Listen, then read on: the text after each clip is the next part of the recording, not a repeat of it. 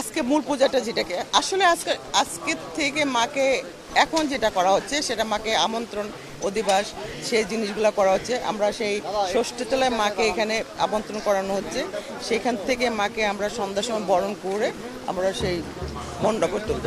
তো এই আমন্ত্রণটাই আজকে পূজা ঘটের মাধ্যমে আর কি মাকে আমন্ত্রণ করা হচ্ছে। আজ শুভ ষষ্ঠী।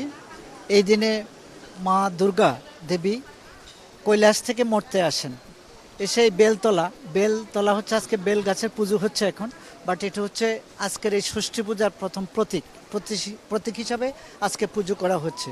এই পুজোর মধ্য দিয়েই দেবীর যে আরাধনা এটা শুরু হয়ে গেল।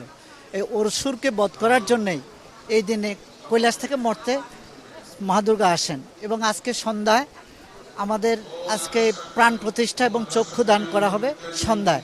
আশা করি আমরা এই দিনকে উপলক্ষ করেই যেন পৃথিবীর মানুষ এই মায়ের আশীর্বাদ নিয়ে সামনের দিনগুলো ভালোভাবে উদযাপন করতে পারেন।